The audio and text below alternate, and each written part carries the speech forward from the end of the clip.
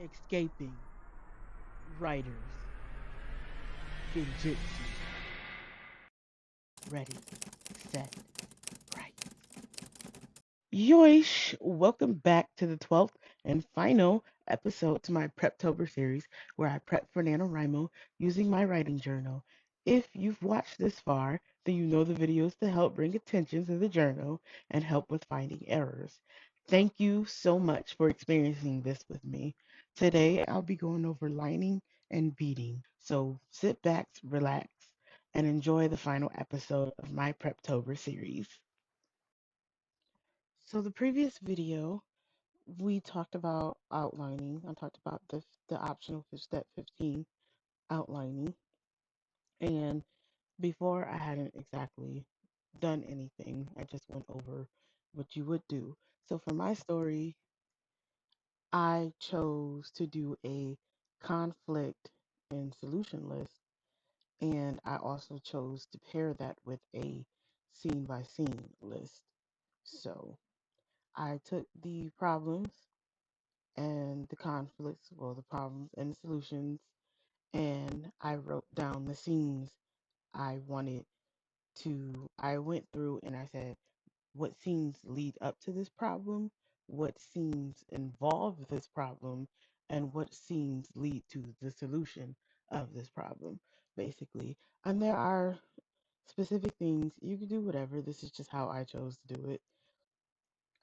There are specific problems where the solution happens inside the problem, or the next solution happens inside the problem of the last solution. So you don't find a solution to one problem until that causes a second problem, and the second problem ends up leading to a solution to the previous problem, right?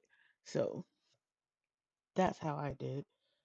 And I overall had 14 problems or 15 problems, and all of them somewhat had a solution. And well, in a sense, even your characters doing nothing is a solution. So I consider all of them have a solution. So, and then it leads to the main problem. And that's that.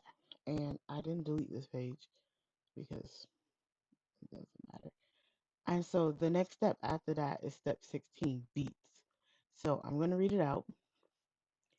So step 16, the final step of this Bible is to break your scenes and slash or your chapters down into beats.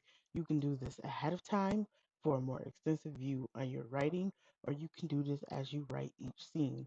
If you're someone whose plans are constantly changing, do it as you go. It'll save time.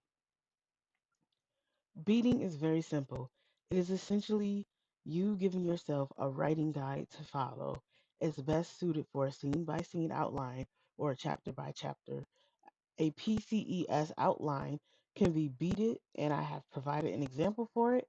However, the PCES method was created for pantsing in mind to allow the story to flow freely from you while sticking to the key framework. Below are some examples of beaded parts of an outline. Scene 2. Scene, beat example. Scene 2.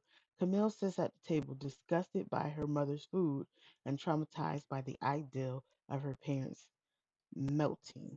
Camille returns home late. Their mother is cooking and their father is dusting his collection. So that's the start of that part. Camille is zoned out and it blurs to them sitting at the kitchen table looking at their plate of sloppy joe. Camille's stomach curdles, and their mother questions their health and appetite. Camille has thoughts about their parents melting into goop that looks a lot like the food that's sitting in front of them, and they excuse themselves. Camille throws up in the bathroom and soon after receives a call from Derek to meet. So that would be how that entire scene plays out. And I would write it, and that's the beat. Each one is a beat, and it would just flow into one whole scene. At least that's how I do it. So here is a chapter beat example. Chapter 1. Camille shows up to school and sees everyone gone and tries to remember what happened the day before. She realizes she can't remember and decides to look around for anybody. She notices the ash on the ground and loose clothing. She wanders around till she finds the weird kid walking out of school. He doesn't see her, but he sees another student, and Camille watches in horror as the other student melts in his presence. Now, that pretty much sounds beat it already, but for example's sake, we're going to beat that. Camille wakes up to eat their breakfast. They feel odd, recalling a strange dream they had. Camille tells their parents they are walking to school. Camille reaches school and wonders if they woke up on a Saturday. They are unable to find anyone. Camille steps in goop and goes through the whole school looking for someone. Camille spots Derek, the weird kid, and follows him. Camille sees another student approach the weird kid and melts into goop. Camille is spotted and runs away to escape. And that's not the complete chapter, but that's essentially how you would beat the chapter. You would just continue on until you reach the end of the chapter. So, as I said earlier, PCES is a pantser's outline, so beating isn't typically necessary. It's meant for you to just have that crude outline and you just go in typing and let your ideas flow and let the characters wildly move around and stuff despite whoever their personality is. So PCS is for pantsers and pantsers write an ideal character, but as they write, their values and their personality tends to shine through in the most odd and awkward of ways. So I like PCES. It tells me a lot about my characters.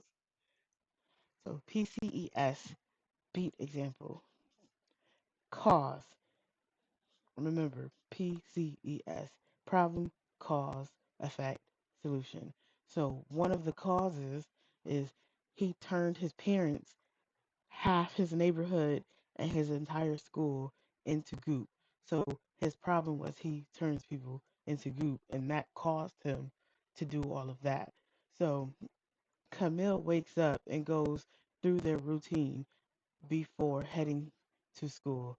The school is empty and Camille searches for anybody. Camille finds the weird kid and sees another person approach him and melt. Camille runs away and escapes, but is spotted. Camille hides in an abandoned bunker till it's late. Camille listens to the radio for any news of odd activity. Camille returns home and their parents are worried and they learn that half the town has disappeared. This is another weird example. I wrote the PCES outline in in Derek's POV, but I beat it in Camille's POV. And you can do that. You just have to be aware that that's what you did. And that's why it seems a bit confusing and it seems like the beats don't really match the cause, but they do. They just match it from a different POV. So, after that, I provide several sheets in the journal because, again, this is supposed to be a printout journal. And you're supposed to fill it in by hand. And you're supposed to fill it in by hand. So, but essentially, after that, the journal is completed. I'm not doing beats. I'm going to beat as I go because I've been known to write some stuff, a full blown outline, and I get about two chapters in, and the entire story will go down a completely different path. And I need to have that flexibility to change. So which I mean, beating is not going to remove that flexibility. It's just going to waste time. If I were to beat the entire book and then switch up after the second chapter, well, then there goes the rest of my time. Those beats are useless to me.